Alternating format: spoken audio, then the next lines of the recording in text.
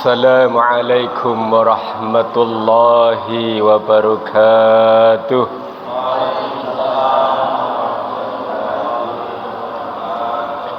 Alhamdulillahi rabbil alamin, alladzi arsala rasulahu bil huda wa dinil haqq liyudhhirahu 'ala ad-dini kullih wa kafa billahi syahida. Allahumma salli ala Muhammad wa ala ali Muhammad kama sallaita ala Ibrahim wa ala ali Ibrahim wa barik ala Muhammad wa ala ali Muhammad kama barakta ala Ibrahim wa ala ali Ibrahim fil alamina innaka hamidum majid. Amma ba'd. Para jamaah majelis ta'lim Ahad pagi di Masjid Al-Ibtisam Banjarharjo yang semoga tetap dalam rahmat Allah Subhanahu wa ta'ala.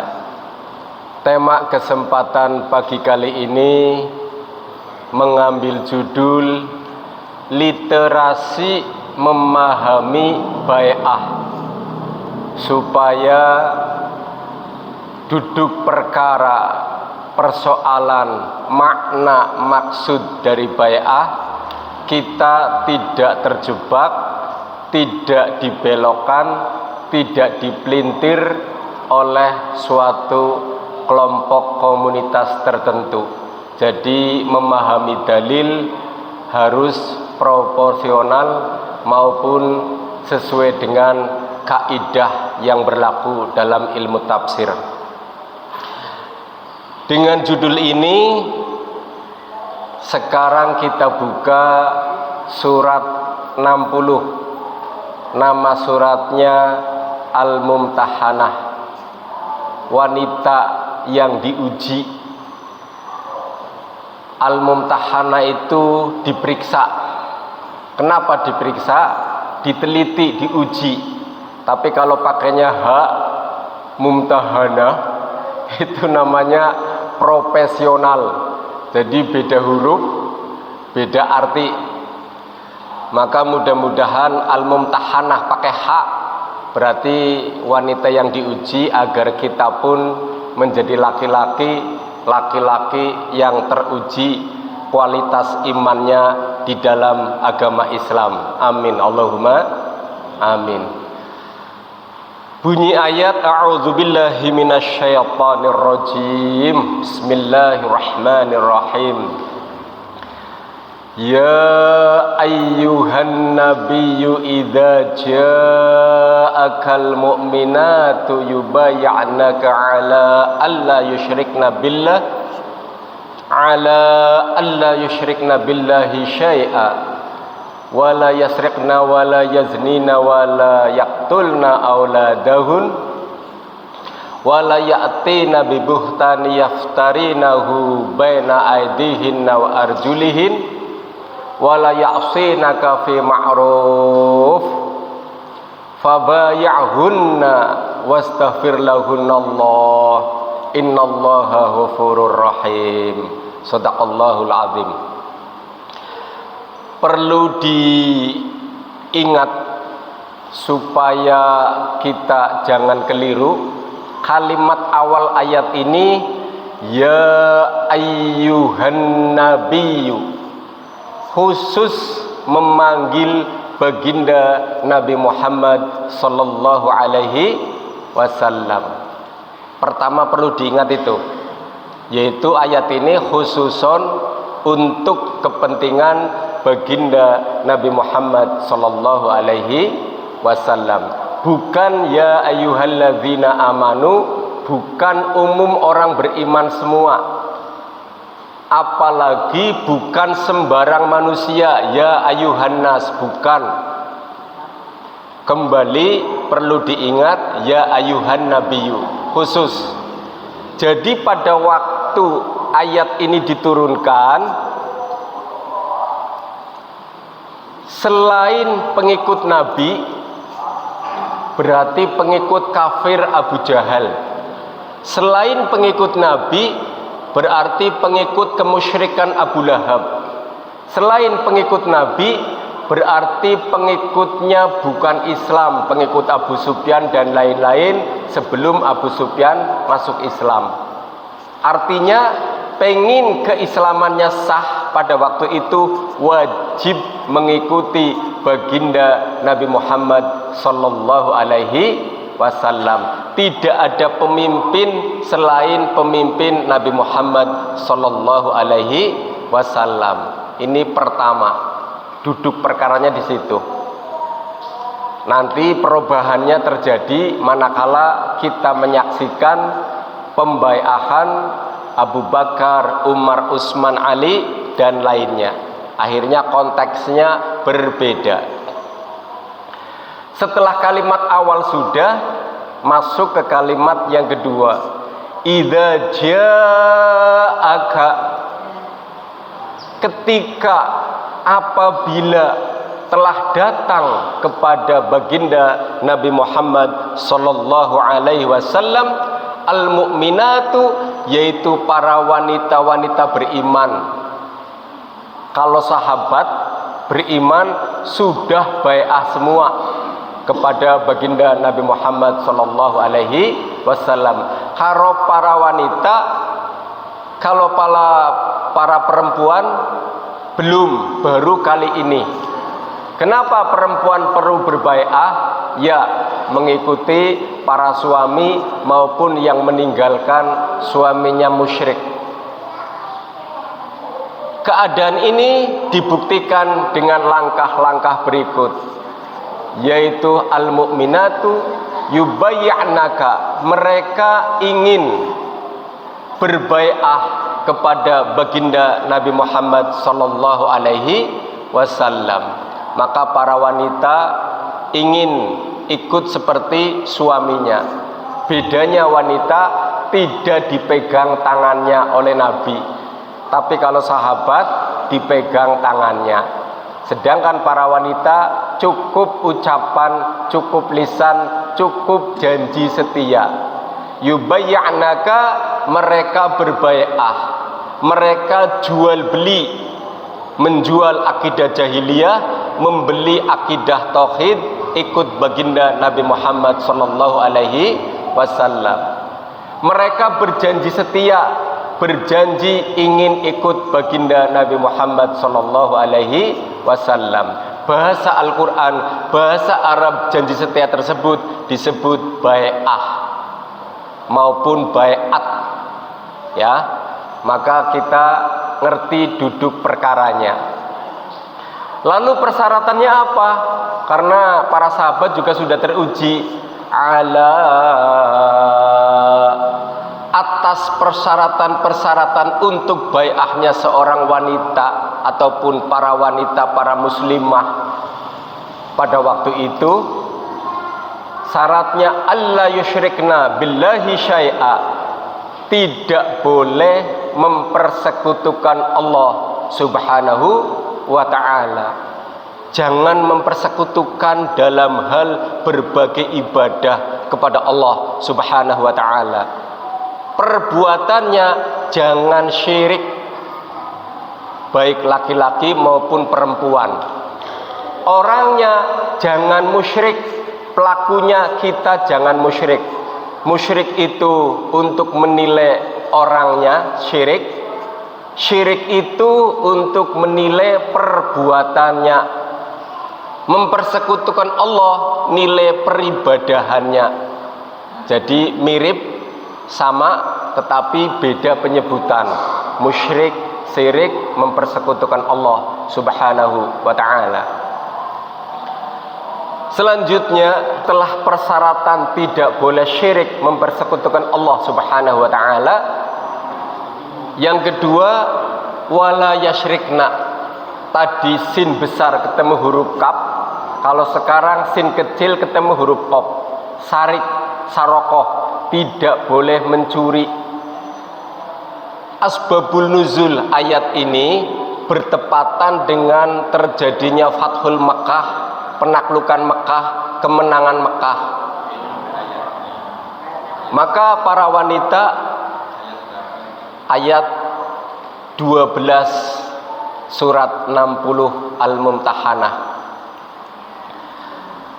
Ayat 12 ini syarat kedua tidak boleh mencuri. Maka ada sahabat perempuan, sahabiah, yang protes, kami wanita merdeka tidak mungkin mencuri. Yang mencuri itu biasanya budak ataupun para kuli. Ternyata kalau zaman sekarang, para kuli atau para budak atau para orang-orang yang dianggap rendah, mencuri itu paling sedikit, 100.000, 200.000, 1 juta, 2 juta, intinya sedikit. Tapi orang merdeka, para sarjana, kalau mencuri bisa besar miliaran, bahkan triliunan. Jadi kalau mau cerita mencuri yang berat itu, orang yang punya ilmu lebih hebat, tanda tangan bisa miliaran, ya, bisa triliunan. Tapi kalau orang kuli, mana ada triliunan, mana ada miliaran. Jadi ternyata persyaratan tidak boleh mencuri itu bukan hanya untuk budak, tapi memang kepada siapapun. Kemudian yang ketiga, wala yaznina, jangan berzina.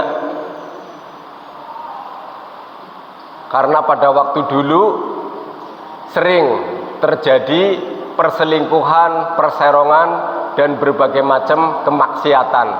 Maka zaman sekarang pun walaupun upama kita tidak mengamalkan bai'ah, tetap nggak boleh maksiat, jangan berzina. Persyaratan selanjutnya, wala yaktulna auladahun, jangan membunuh anak-anaknya. Yaktul itu kalian jangan menjadi fa'il, jangan menjadi pelaku, jangan menjadi subjek. Sama-sama huruf ya, qaf, ta, lam.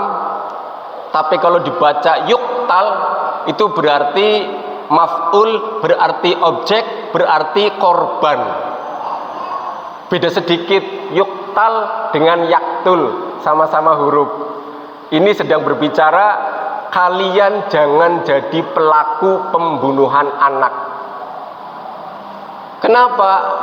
Karena sahabiah wanita Hindun semacam protes, semacam unek-unek disampaikan kepada Rasulullah.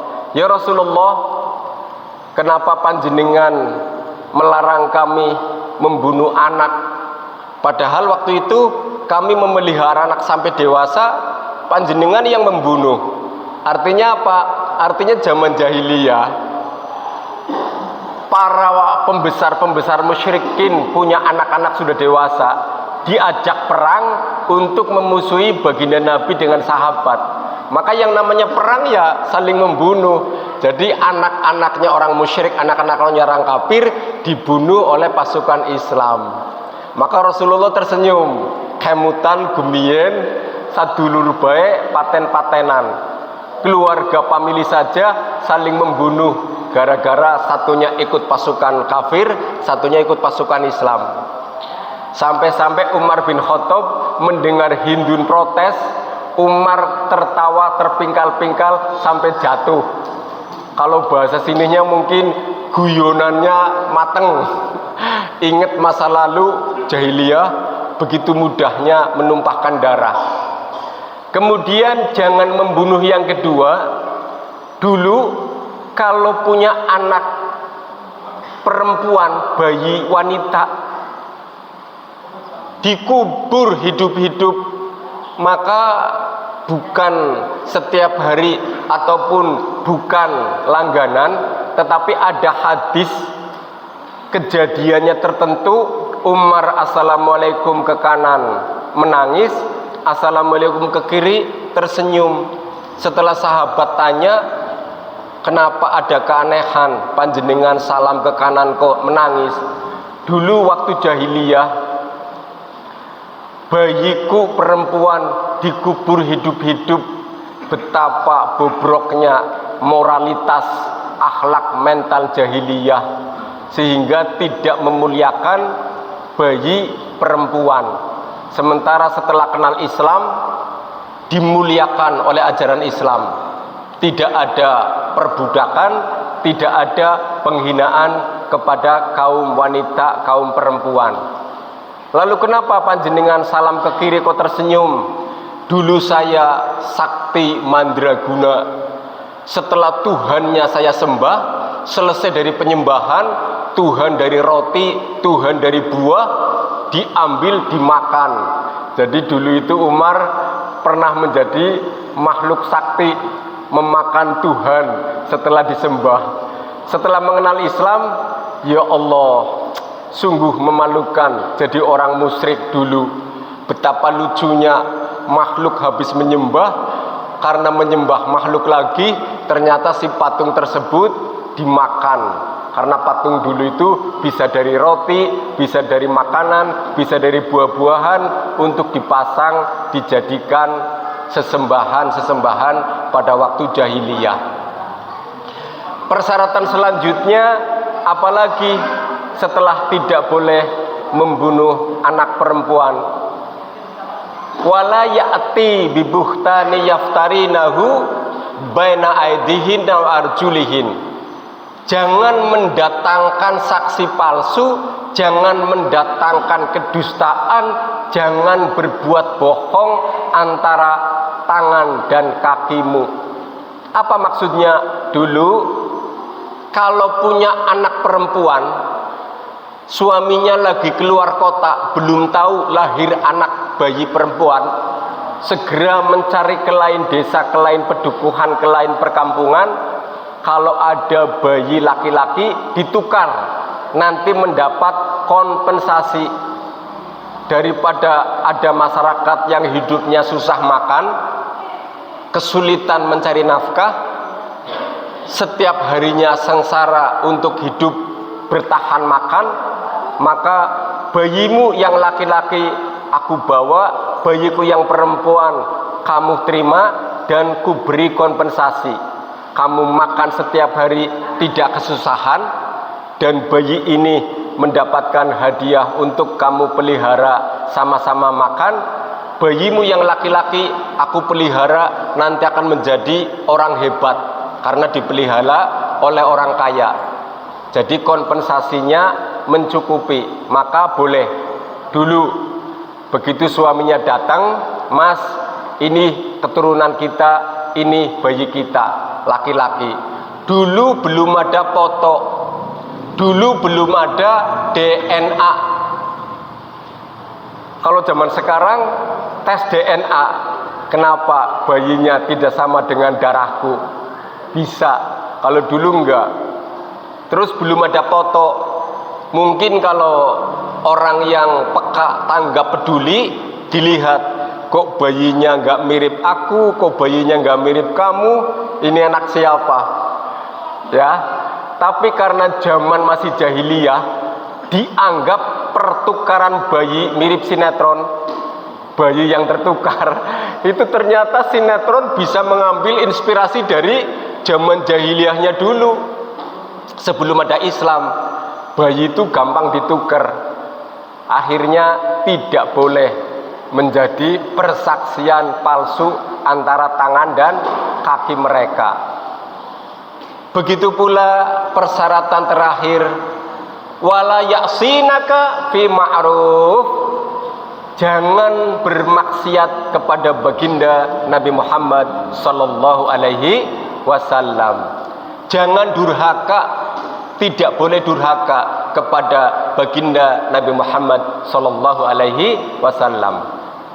Fi ma'ruf, dalam berbagai kebaikan-kebaikan, kemaslahatan-kemaslahatan, kemanfaatan-kemanfaatan.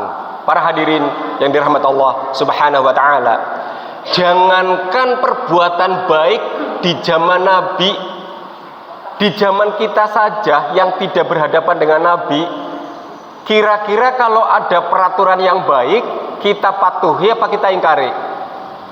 kita patuhi. Jadi kalau itu ayat ketemu di zaman Nabi, pasti otomatis. Karena kebaikan itu walaupun zaman sekarang tidak ketemu Nabi, kita harus mematuhi, minimal tidak menolak. Itu minimal. Berarti tidak mengingkari, alias punya niat patuh. Namun perlu kita contohkan sekarang. Zaman baginda Nabi, semua sahabat, walaupun sahabat baru masuk Islam masih belakang, walaupun sahabat baru masuk Islam masih belum kenal nilai-nilai yang lain, umpamanya akhlaknya masih petentang-petenteng, yang penting jihad membela Islam. Dulu sahabat tidak ada yang berani menolak hukum Al-Quran, walaupun baru masuk Islam.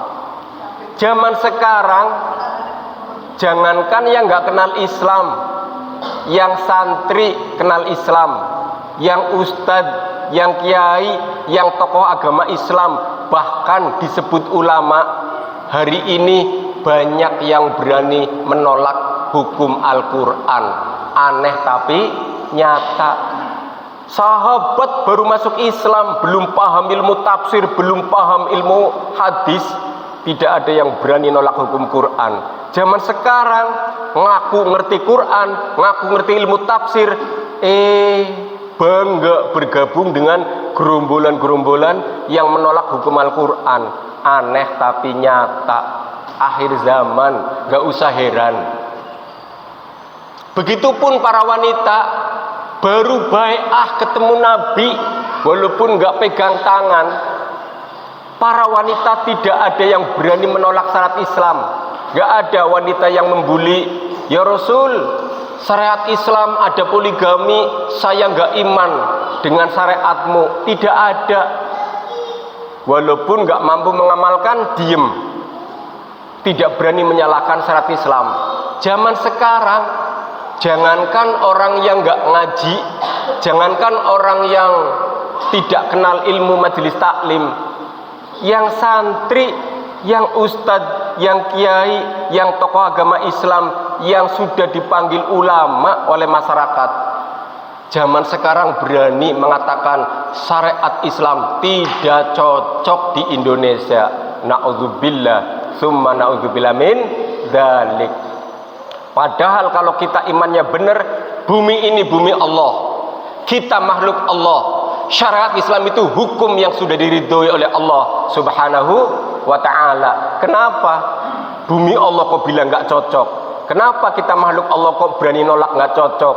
Kenapa hukum syariat Islam itu sudah diridhoi Allah kok dibilang gak cocok? Aneh tapi nyata. Gak usah baperan. Memang sudah zaman akhir, penuh fitnah, yang benar ditolak, yang salah diterima. Maka kita nggak usah heran kalau ada orang bangga asobia, bangga partai, bangga kelompok, tapi berani menentang keputusan Allah dan Rasulnya. Hati yang dinilai, kalau hati kita tidak menolak Quran, iman kita tidak menolak syariat Islam, apapun posisi kita, insya Allah masih punya harapan besar syafaat baginda Nabi Muhammad sallallahu alaihi wasallam, dan masih punya harapan besar Allah Subhanahu wa taala Maha mengampuni kesalahan, kekeliruan, kelemahan, kekurangan, dosa-dosa kita, yang menjamin Allah. Maka kita jangan berani menentang Allah dan jangan berani menentang syariat baginda Nabi Muhammad sallallahu alaihi wasallam. Maka kalau 6 persyaratan ini oke. 1. Tidak syirik. 2. Tidak mencuri. 3. Tidak zina. Yang ketiga. 4. Tidak membunuh anak. 5. Tidak menjadi saksi palsu, tanda tangan palsu, padahal proposalnya sekian, tanda tangannya beda, LPG di markup harga. Jangan, ini nanti akan diminta nih tanda tangan nih. Bagi orang yang cinta tanda tangan, jangan menandatangani undang-undang yang menolak Islam. Jangan menandatangani peraturan yang merendahkan Islam. Jangan berani menandatangani sesuatu yang bermaksiat kepada Allah dan Rasul. Ini akan dimintai pertanggungjawaban, ya. Dan yang keenam, jangan durhaka kepada baginda Nabi Muhammad sallallahu alaihi wasallam. Maka kalau sudah 6 ini oke, fabayahunna, maka terimalah bai'ah mereka, terimalah janji setia mereka, terimalah jual beli mereka. Menjual akidah jahiliyah dibuang, membeli akidah tauhid, cinta kepada aturan baginda Nabi Muhammad sallallahu alaihi wasallam. Setelah diterima bai'ah, wastaghfir lahunallah, Rasulullah memohonkan ampun kepada Allah Subhanahu wa taala agar para orang-orang musyrik dulu setelah masuk Islam semua dosanya diampuni oleh Allah Subhanahu wa taala. Enak jadi calon ahli surga, alhamdulillah. Innallaha ghafurur rahim. Sesungguhnya Allah Subhanahu wa taala Maha Pengampun lagi Maha Penyayang. Maka mumpung kita masih hidup, mumpung kita masih sehat, selalu mengadakan tobat-tobat demi kepentingan kemuliaan ajaran Islam, supaya kita mati dalam keselamatan di dalam syariat Islam. Kemudian hadis Imam Ad-Darimi, nomor hadisnya 253, an Tamim Ad-Darriya, dari Tamim Ad-Darri. Kalimatnya,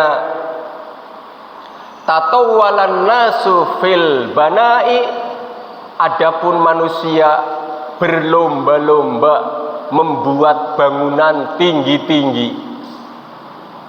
Fi zamani Umar, pada zaman Umar. Faqala Umar, maka Umar berkata, ya ma'syarul Uraibi, wahai para bangsa Arab, al-ardo, ingat bumi, jangan bangga-bangga pembangunan yang tinggi-tinggi.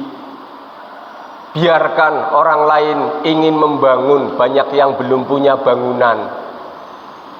Ingat bumi, kita akan mati. Kalau punya harta berlebih, bantukan untuk fakir miskin, bantukan untuk yatim piatu, salurkan untuk menolong orang-orang yang butuh modal. Umpama 1 miliar dibagi orang 10 juta berapa? 100 juta kali 10 orang, 1 miliar. Kalau 100 juta dibagi 10 jutaan. Kalau 1 juta bagi 10 berapa? 1 juta bagi 10 100 ribu. 100 ribu untuk modal orang dagang kacang, untuk modal orang dagang budin goreng, untuk modal dagang orang jualan serabi, bisa menolong orang. Maka sarana prasarana untuk menolong saudara kaum muslimin, surganya disediakan. Jangan sampai saudara muslim hutang kerentenir, akhirnya mereka kesulitan. Hutang kerentenir 100 ribu, hutang kerentenir 1 juta untuk modal UMKM, dagang kecil-kecilan. Begitu untung 5 ribu, untung 10 ribu, untung 50 ribu, bayar bunga. Kasihan. Maka perlu ditolong. Zaman dulu namanya bangunan 2 lantai sudah diperingati Umar. Zaman sekarang puluhan lantai, bahkan 100 lantai lebih ada. Contoh, bangunan tertinggi di dunia, namanya apa? Di Abu Dhabi, menara, tower, Burj al-khalifah. Kalau tingginya 153 lantai, dikalikan satu lantainya upama ukuran 4 meter, 4 kali 150 berapa? 600 meter, tinggi banget. Kalau naiknya nggak pakai lift nggak sanggup. Helikopter lewat seolah-olah di samping jendela, luar biasa. Tapi tertulis di berita 800 meter lebih ketinggian Burj Al Khalifa. Ada lantai tersendiri yang untuk syuting, untuk CCTV, untuk hal-hal yang khusus, termasuk ketinggian anti petir, anti bledek, anti halilintar, supaya bisa kedap, supaya bisa jangan kena sambaran petir. Maka ketinggiannya mencapai 800 meter lebih. Jadi lantainya, tingkat bangunannya 153 lantai, selebihnya adalah bangunan-bangunan lain untuk kebutuhan manajemen anti petir maupun yang lainnya. Zaman sekarang sudah seperti itu. Di Jeddah pun dibangun di dekat Laut Merah, padahal lautnya tetap aja air biasa, bukan warna merah, tapi sudah disebut Laut Merah. Kenapa disebut Laut Merah? Kalau kita sore-sore nongkrong kelihatan merah. Kenapa? Mataharinya dari barat, jadi kelihatan merah, kena sinar matahari. Laut Merah. Sampai hari ini warnanya nggak merah, itu hanya sebutan. Ya, jangan sampai kita menganggap Laut Merah terus warnanya merah, enggak. Warnanya sama. Artinya bangunannya begitu megah-megah.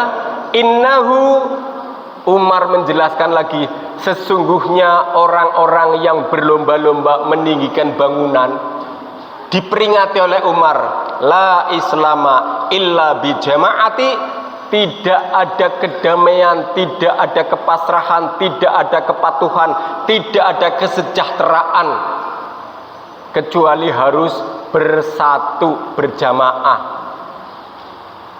Hadis ini dipelintir, tidak ada Islam kecuali Islam jamaah. La haula wala quwata illa billahil aliyil azim. Ada saudara muslim berani-beraninya memelintir, membelokkan arti hadis ini. Tidak ada Islam kecuali Islam jamaah. Padahal tidak. Ini lagi cerita supaya kalian tidak berlomba-lomba bangunan, supaya selamat nanti menghadap Allah. Hidupnya harus bersatu, jangan bercerai-berai, jangan mementingkan diri sendiri bangunan, membiarkan orang miskin sengsara, membiarkan yatim piatu terlunta-lunta, membiarkan orang-orang jompo tidak diberi jatah. Harus bersatu, berjamaah. Ya, kemudian la jama'ata illa bi imarati, tidak ada persatuan yang kokoh kecuali harus ada imarah. Imarah itu penguasa yang sah. Dipelintir, tidak ada Islam di antara kita yang bisa berjamaah kecuali harus ada amirku. Maka panjenengan harus bai'ah dengan amirku. Amir apa? Ini Umar lagi cerita imarah itu penguasa. Contoh yang gampang, antar partai bertengkar, yang menyatukan itu penguasa. Antar ormas bertengkar, yang menyatukan itu penguasa. Antar ulama debat bertengkar, yang menyatukan itu penguasa. Imarah di sini imarah penguasa, penguasa Islam.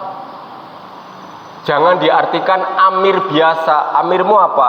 Guru ngaji? Bukan. Rasulullah tidak pernah mengajarkan amir guru ngaji, bukan. Jangan disalahartikan. Kalau mau belajar bahasa Arab dan kalau mau belajar ilmu tafsir yang benar, jangan dibelok-belokkan untuk kelompokmu sendiri. Ya, jadi sini lagi cerita penguasa yang sah.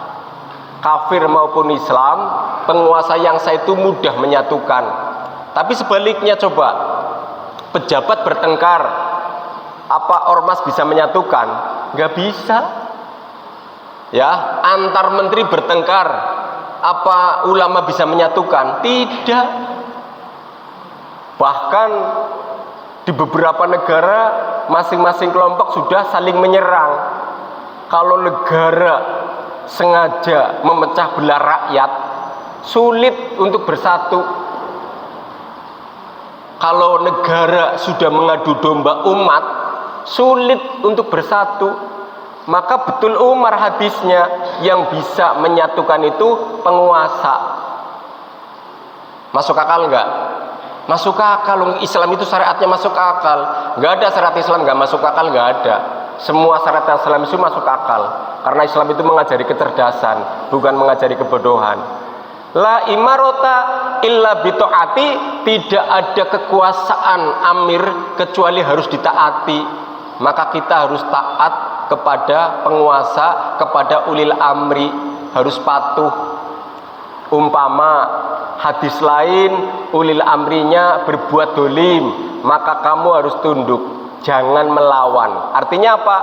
Pribadi kita dirugikan oleh amir, oleh ulil amri, oleh penguasa yang sah.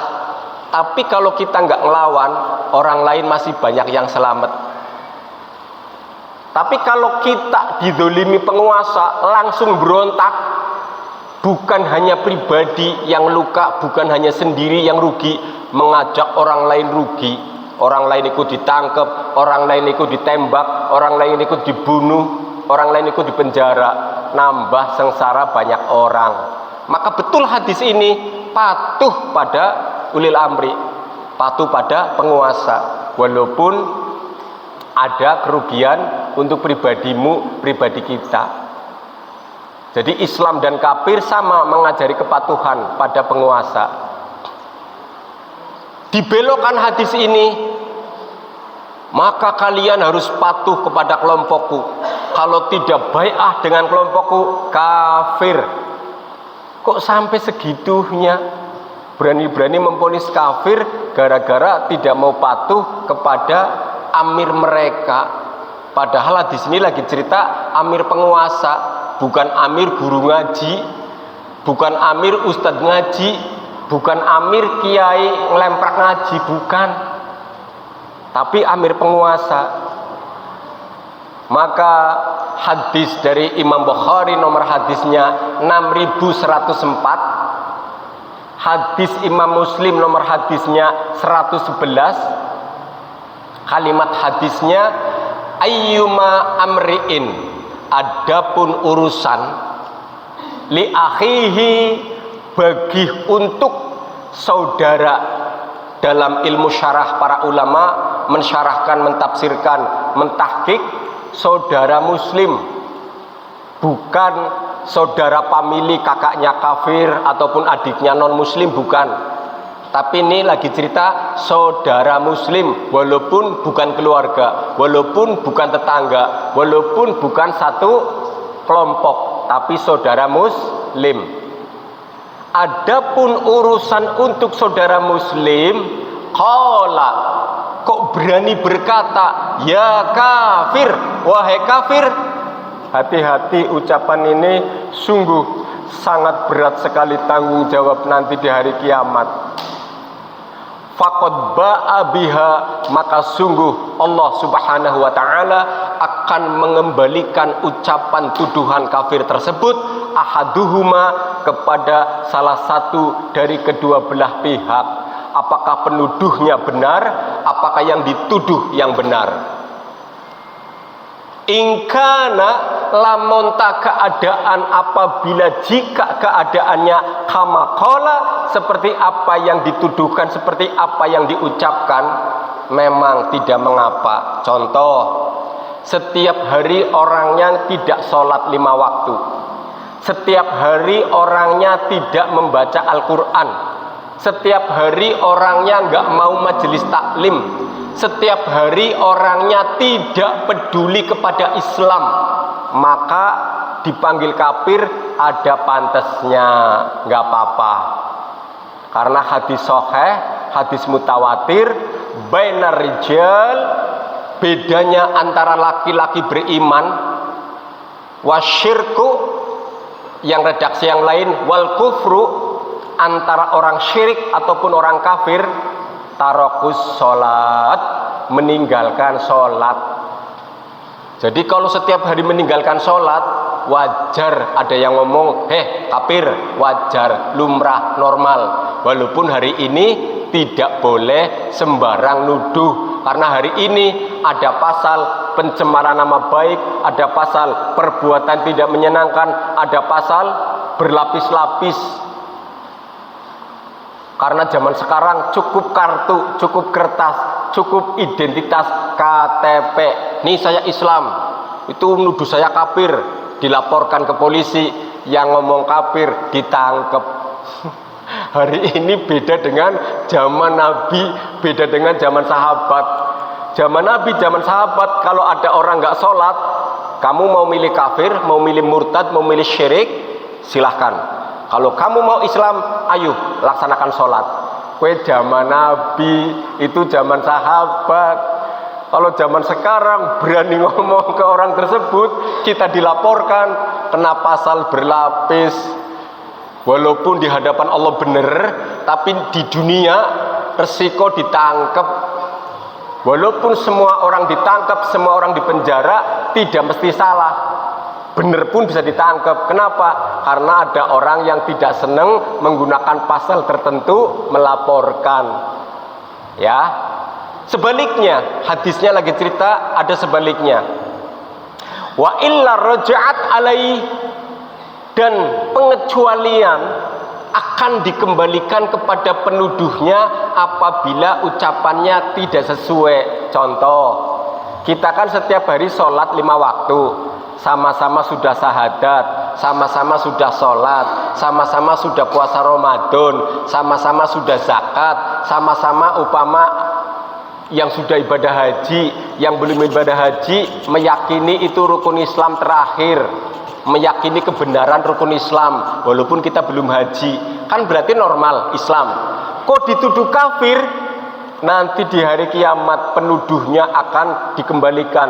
Ini loh kamu yang kafir, karena berani menuduh saudara muslimmu menjadi orang kafir. Jadi gambarannya gini, gambaran yang sangat berbahaya. Yang nuduh kafir mati belum tobat, amal solehnya numpuk, umpama mati langsung bisa ke surga karena amal solehnya banyak. Gara-gara mati belum tobat nuduh saudara muslim kafir, umpama di Indonesia ada saudara muslim 200 juta dianggap kafir oleh kelompok tertentu. Yang lebih jangan dihitung. Seluruh dunia yang 1.800.000.000 jangan dihitung.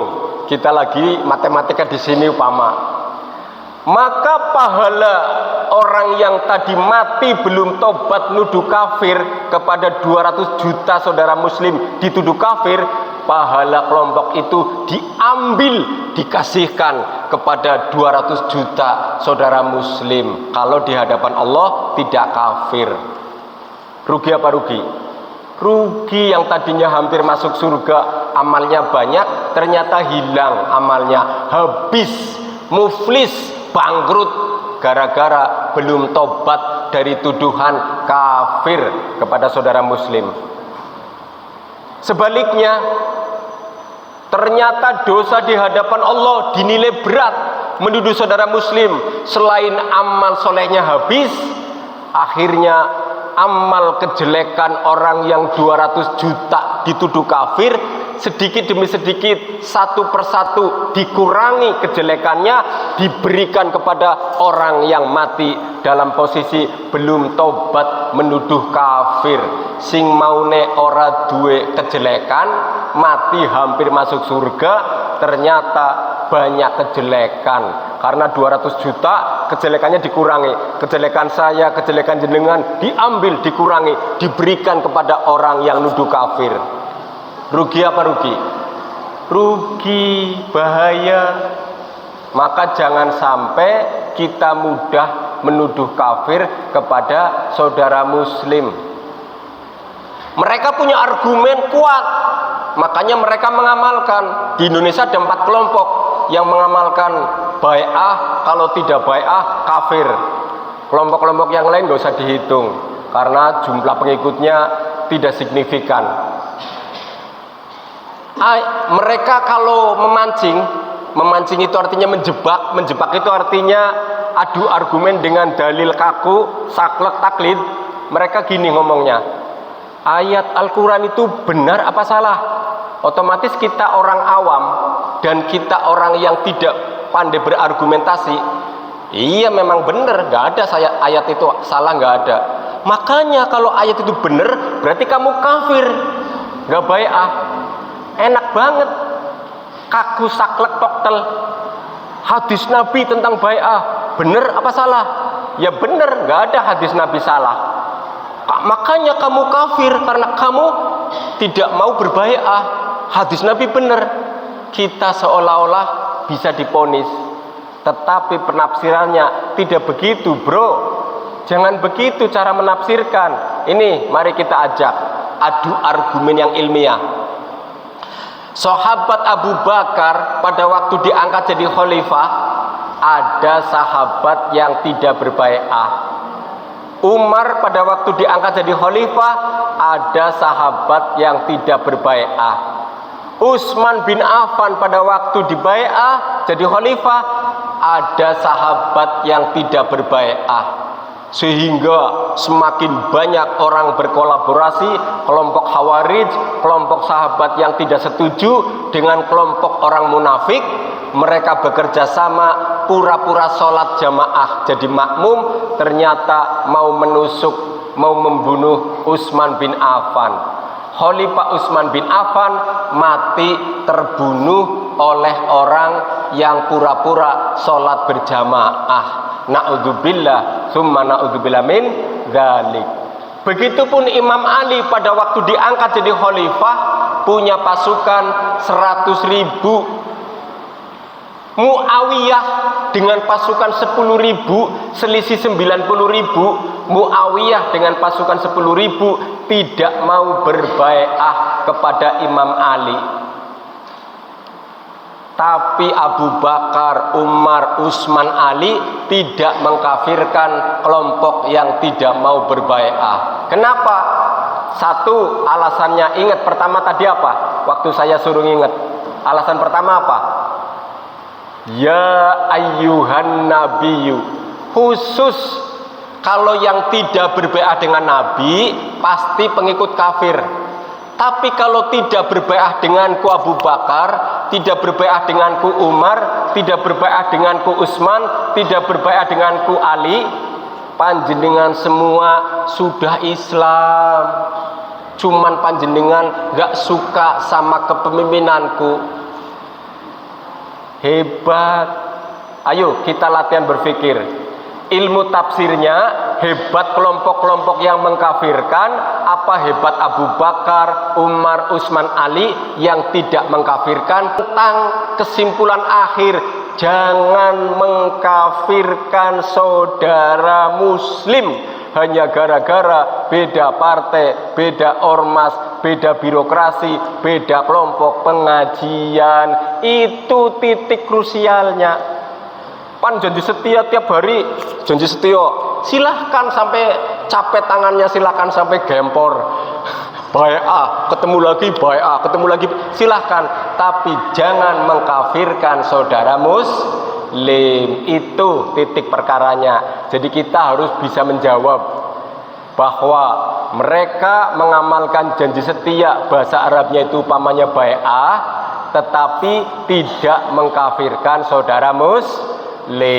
Itu makanya boleh silahkan kita janji setia dengan istri, janji setia dengan suami, bahkan janji setia dengan pacar umpamanya. Monggo janji setia, tapi jangan mengkafirkan orang lain mencintai pacar kita dikafirkan, nggak boleh ya. Itulah duduk perkaranya supaya kita selamat lahir batin dari dunia sampai akhirat. Jadi kalau masih ketemu kelompok seperti itu, ajak diskusi, ajak dialog, ajak komunikasi supaya sadar, supaya insaf, supaya taubat. Jangan mati belum tobat dari tuduhan ngomong kafir kepada saudara muslim, berat banget di hari kiamat nanti. Semoga Allah menyelamatkan kita lahir batin dari dunia sampai akhirat. Waktunya kurang lebih 1 jam kurang sedikit nggak apa-apa. Cukup sekian dari kami. Semoga pertemuan pagi ini kita mendapat rezeki memahami literasi arti baik. Benar ayatnya, benar hadisnya, jangan disalahgunakan untuk memvonis kafir saudara muslim. Doa kafaratul majelis.